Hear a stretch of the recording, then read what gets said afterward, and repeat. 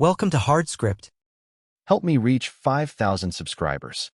Support the video with a like and leave your thoughts in the comments. At the party, she said, "No touching in public." I said nothing, just smiled, handed her the glass of Grey Goose she liked, and stepped back like a man dismissed.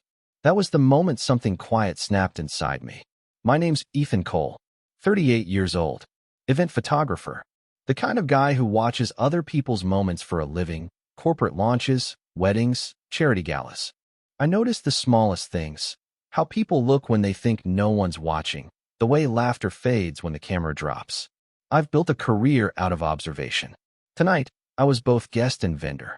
I'd shot half the company's campaigns this year, and my wife, Madison, was the marketing manager who hired me.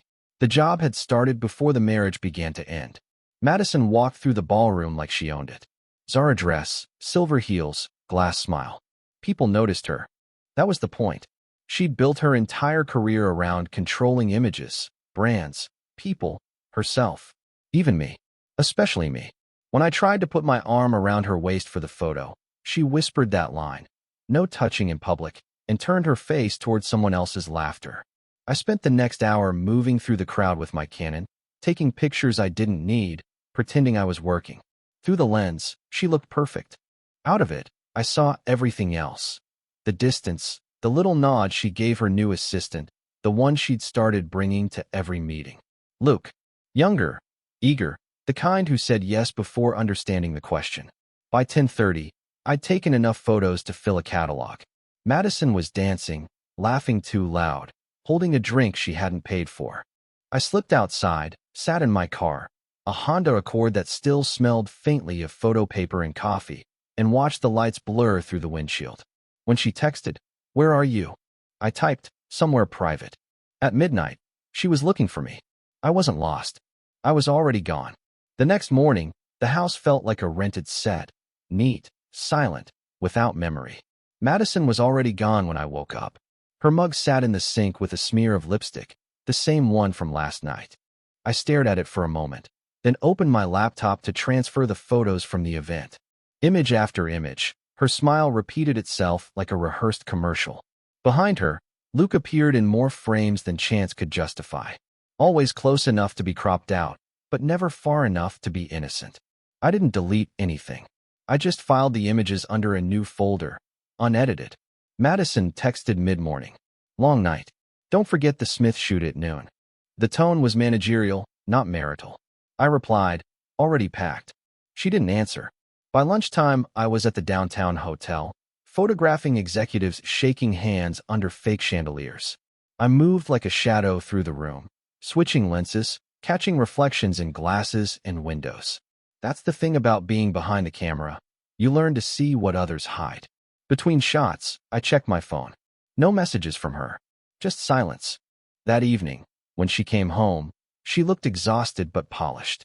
She tossed her Zara jacket on the couch, scrolled her iPhone, and said she'd eaten already. I said nothing, just poured myself water and sat opposite her. She asked if I'd edited the party shots. I said I had. She nodded without looking up, then went upstairs.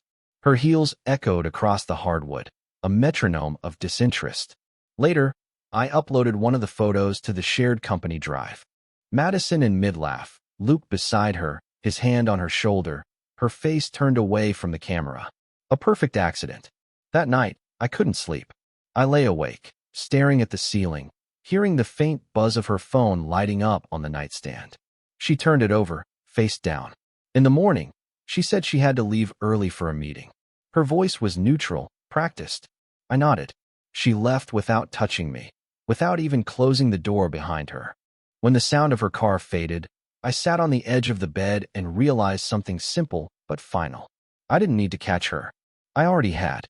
A week passed before the silence cracked. Madison had been staying late at work, claiming campaign deadlines, team dinners, last-minute meetings. I didn't question it. I just listened to how carefully she explained things that didn't need explaining. On Thursday night, her tone changed, lighter, rehearsed. She said she'd be home late. Don't wait up. I didn't. By 11, I was sitting in my Honda outside her office building, the one with the mirrored windows that looked down on the parking lot like a watchful god. Her car was still there, Two others remained, a security vehicle and a blue sedan I'd seen before. Looks. I waited without music, watching the reflections. At 11:43, they walked out together. She was laughing, head tilted back, the same pose she used for the company's promotional ads.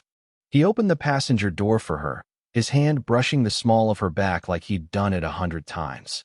She didn't move away. They drove off toward the west side. I followed from a distance, no headlights, just the rhythm of their taillights cutting through the dark. 20 minutes later, they stopped at a small Airbnb near the riverfront. Not a hotel.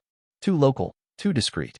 Madison stepped out first, looking around, cautious but not guilty enough to hide. Luke followed, carrying a bottle of Grey Goose and a single overnight bag. I parked 2 blocks away and sat there for a long time. The camera on the seat beside me felt heavier than usual.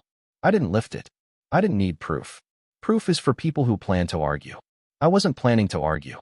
Around 1 in the morning, I drove back home, showered, and opened my laptop. I renamed the unedited folder again, Evidence of Light.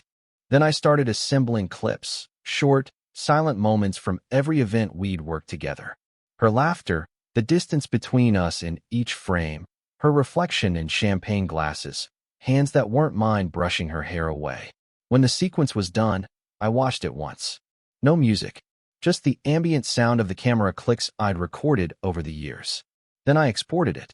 By sunrise, I'd booked another Airbnb, one with nothing but a bed, a desk, and clean light through the window. Enough space to start over. Quietly. I didn't leave a note. I didn't pack much either. Just my cameras, my laptop, and a few shirts that didn't smell like her perfume. By the time Madison came home Friday night, my side of the closet was empty. She texted once, just a single question mark, then nothing else. I guess she understood what silence meant when it came from me. The Airbnb was small but clean. A studio above a coffee shop, with exposed brick and a window facing an alley. The kind of place no one thinks to look for you. I set up my Canon on the table, pulled out my laptop, and started editing again. Not for clients. For myself. Each frame I reviewed felt like pulling a splinter from skin, painful, but freeing. On Sunday, I got an email from her company's PR department. They wanted a highlight reel from the corporate party for their YouTube channel. I almost laughed. Madison had been the one to request it originally. She probably expected something glossy, upbeat, brand safe. What she'd get instead would be real. I spent hours piecing it together. No narration. No captions. Just reality. The sound of glasses clinking, laughter echoing too loud, the blur of champagne lights. I kept her in the center of the frame without exaggeration, her hands, her eyes, her distance. Luke appeared only when necessary, always half-lit, like a secret trying too hard to stay hidden. When I finished, I watched it 3 times. It wasn't revenge. It was a record, a mirror, polished and silent. I uploaded the file to the company's shared drive Monday morning with a simple label, Final Cut, Approved Footage. No explanation, no signature. By noon, it was live on their YouTube channel. Thousands of views within hours. People loved the authentic tone, the way it captured the real human side of corporate life. No one realized they were watching the disintegration of a marriage. That evening, Madison called. Her voice shook, trying to sound professional. She asked if I'd seen the uploaded video, said it was too raw. I said I had. She asked why I'd submitted it. I told her the truth. It was the only honest thing left between us. Then I ended the call, closed the laptop, and let the silence finally do what words never could. By Tuesday morning, the video had spread beyond their channel. Someone from a marketing blog shared it, calling it a masterpiece of subtle storytelling. The comments were full of praise. How the cinematography captured vulnerability, how the scenes felt intimate yet detached. No one knew the story behind it, except her. Madison didn't call again that day. She didn't have to. I could feel her panic through the silence. Late that night, she texted, "You made me look cold." I read it 3 times before replying. "I didn't make you look anything. I just stopped editing the truth." She didn't respond. The next morning, I took a drive just to move. The Accord hummed quietly as the city passed by, sun flashing across glass towers she used to walk into every morning. I stopped by a client's studio, nothing major, just a small fashion shoot. While the model changed outfits, the producer asked if I was the one who made that corporate short everyone's talking about. I said yes. He said it was brilliant. There's something haunting about it, he added. You can't look away. That word, haunting, stayed with me. Back at the Airbnb, I started another project. Not commercial, not commissioned. Just fragments of everything left behind. The empty closet, the half-washed mug, the reflection of my camera in the window. No faces, just absence. By the end of the week, Madison showed up at my door. I heard the knock, slow and uncertain. She looked different, less curated, more human. She said she wanted to talk, to explain. I didn't invite her in. She asked if we could start over. I told her she already had, with someone else. Her eyes filled, not with guilt, but with disbelief that I wasn't fighting for her. She said the video humiliated her. I said it only revealed what was already there. She whispered that she'd made a mistake. I said nothing. When she left, I watched her walk down the street toward her car, her reflection sliding across the shop windows like a fading projection. She didn't look back. Neither did I. For the first time in months, I felt something close to peace, quiet, deliberate, earned. The next weeks passed like static, small sounds, no signal. Madison kept her distance, but our worlds still overlapped. The company had a new project coming up, a product launch. I was the contracted photographer. She'd approved the budget months ago, long before everything fell apart. I could have backed out. I didn't.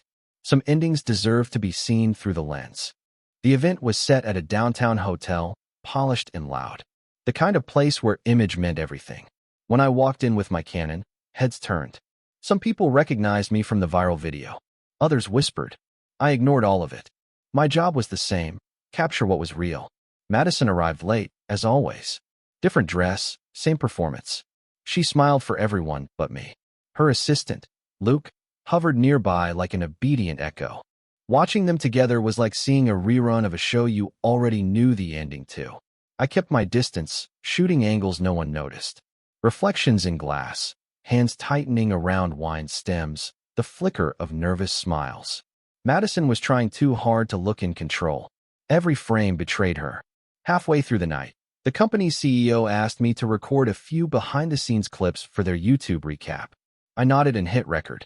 Through my lens, I caught Madison's expression shift when she realized the camera was on her again. A flash of recognition, maybe fear. Then the mask returned.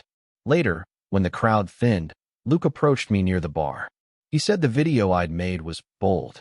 He said Madison hadn't been herself lately. I didn't respond. I just adjusted the focus and took another shot of the half-empty Grey Goose bottle behind him, the glass catching the last of the hotel lights. By midnight, the event was over. I packed my gear, avoiding her eyes as she stood near the exit, pretending to laugh at something that wasn't funny. Outside, the night air felt clean. Driving back in my Accord, I realized something. I wasn't angry anymore. Not at her.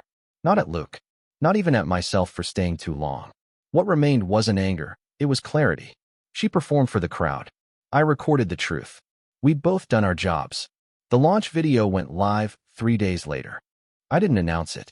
The company did. A short promotional piece, 30 seconds of light, sound, and silence. Madison approved it before realizing who'd cut it together. The footage wasn't cruel. It was precise. Every frame held truth. Her careful distance, the way she smiled at everyone except the person holding the camera, the hesitation in her eyes when Luke spoke to her off-screen. It wasn't revenge. It was a mirror again, this time larger, brighter, unavoidable. Within hours, the video became their highest-performing upload. Comments poured in about the emotional authenticity, how it felt more human than any campaign the company had ever done. Even the CEO praised it during a staff meeting. Madison must have heard the applause echo through her office while she sat there realizing the applause wasn't for her. That evening, she called. Her voice was calm, too calm. She said she wanted to meet as professionals. I agreed, mostly out of curiosity. We met at a small bar across from her office. She wore gray, understated, the first outfit I'd seen that didn't look like an ad. She said she'd watched the video 5 times, that she finally understood what I'd been trying to say all along. I told her it wasn't meant to say anything. It was meant to stop pretending. She asked if there was someone else. I said no. She looked disappointed, as if she'd wanted me to replace her faster than she'd replaced me. She started to cry softly, Not the kind that asks for comfort, the kind that comes from realizing a performance is over. When I stood to leave, she reached for my hand. I didn't pull away, but I didn't hold on either. She whispered that she missed who I used to be. I told her I hadn't changed. I'd just stopped editing our life. Back in the Accord, I drove through empty streets, the bar lights fading in the rearview mirror. The city looked sharper than it used to. Maybe because, for the first time, I wasn't framing it for someone else. I wasn't waiting to be seen. I was finally looking. Weeks went by, and life began to settle into its new rhythm. I took more freelance work, mostly quiet contracts where no one knew my name. Madison stopped calling, though her company still paid my invoices on time. The silence between us had turned from sharp to distant, like a radio signal that finally fades out after traveling too far. One afternoon, I got a message from a production firm. They wanted to license footage from my previous projects, including the corporate video, the one that had gone viral. They said it captured authentic human tension. I almost laughed at that. Authentic tension was all I'd lived for 2 years. I agreed to the deal. They transferred the payment the next day. Enough to buy time, not freedom, but close. That night, I walked through downtown, camera slung across my shoulder, no assignment, no deadline, just movement. In one of the hotel lobbies, a familiar figure caught my eye, Madison, in another Zara suit, leading a small team toward the elevator. Luke wasn't with her. She looked thinner, quieter, as if the performance had cost her more than she expected. She saw me but didn't speak. Her eyes flicked down, then back up, like she was taking a mental picture she didn't want to keep. I left before the elevator doors closed. Outside, I stopped at a street vendor, ordered black coffee, and watched the traffic slide by. For the first time in years, I didn't feel like a spectator in my own life. Later, back at the Airbnb, I began piecing together something new, a personal project, no brands, no faces, just moments. Sunlight through curtains, raindrops on the car roof. The kind of footage no one else would ever pay for, but that felt true. When it was done, I uploaded it anonymously to YouTube. No tags, no title, just silence and movement. Within a week, it had thousands of views. People wrote that it made them feel calm, reflective. They said it looked like starting over. I didn't reply to any of the comments. I just read them once, closed the laptop, and let the quiet fill the room again. The kind that doesn't ache anymore. It just exists. The following month, an invitation arrived in my inbox from the same company Madison worked for. They were hosting a new client showcase, fresh campaigns, new leadership, same logo. They wanted me to cover it. I almost declined, but something in me needed to see it through. Closure isn't loud. It's simply finishing the frame. The event was smaller this time, stripped of excess. No champagne fountains or staged laughter, just muted lighting and quiet music. I recognized a few faces, but kept to myself. My Canon hung at my side like a habit I couldn't break. Madison stood near the front, introducing the new marketing director. I could tell by the careful posture that she'd been demoted, though no one said it. Her voice trembled slightly when she spoke about authenticity and branding. She used the word 4 times in one paragraph. I wondered if she realized what it sounded like. When the presentation ended, the lights dimmed for the new promotional film, the one her replacement had produced. To my surprise, they'd used pieces of my earlier footage again, my angles, my framing, my sound. My work had outlived the story it came from. The audience clapped. Madison didn't. After the screening, she approached me quietly. She said she'd watched my anonymous video, the one with the rain, the silence, the light. She said it felt like forgiveness. I told her it wasn't forgiveness. It was perspective. She nodded, understanding more than she wanted to admit. Then she said she hoped I'd found peace. I told her peace doesn't arrive. It's something you stop resisting. We stood there for a long time, not as enemies or strangers, just 2 people who'd finally stopped pretending. She said goodbye softly, not expecting an answer. I gave her one anyway. Good luck. When I stepped outside, the air was cold, clean, and filled with that low hum cities have after midnight. I loaded my gear into the Accord, started the engine, and sat for a moment watching the hotel's glass doors close behind me. Her reflection faded from view before I even pulled away. Some stories end with noise. Ours ended exactly how it should. Quietly, completely, and without regret. It's been almost a year since that last event. The company moved on. So did I. I rented a small studio outside the city, a space with cracked white walls, a single window, and enough quiet to hear my own thoughts again. I started teaching workshops for young photographers, kids who still believed a camera could capture truth. I tell them it can, but only if you stop trying to make it beautiful. Beauty hides things. Truth exposes them.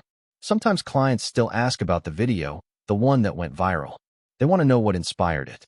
I tell them it was honesty. They nod like they understand, but they don't. You only understand once you've lived through it. Once you've seen someone you love become a stranger framed in perfect lighting. I haven't spoken to Madison in months. Last I heard, she'd left the company and moved to Seattle. A mutual acquaintance said she's freelancing now, consulting small brands, trying to rebuild. Maybe she's doing fine. Maybe she's not. It doesn't matter. The version of her I loved doesn't exist anymore, and that's okay. Some images don't survive exposure. One evening, while editing a new series, I found an old folder labeled Evidence of Light. I opened it, expecting pain, but what I felt was distance. The faces in those photos looked like actors in someone else's play. The love, the betrayal, it had all burned down to documentation. I watched the clips one last time, then deleted the folder. Not out of anger, out of completion. Afterward, I took my camera and walked outside. The streetlights flickered against wet pavement. I filmed without focus, letting the lens wander, letting the city breathe. No story this time, no message, just truth in motion. When I got home, I uploaded the footage under a new title, Silence, Documented. No music, no commentary, just life as it is, unfiltered, unedited, and real. A few days later, the video began to spread quietly, the way light leaks through cracks. People wrote that it felt peaceful, honest. Some said it made them see their lives differently. I didn't answer. I just closed the screen, looked out the window, and smiled. Some men fight back loud. I fought back with stillness. And in the end, silence spoke louder than anything I ever could. Support the channel by liking, commenting, and subscribing. I promise even more interesting stories.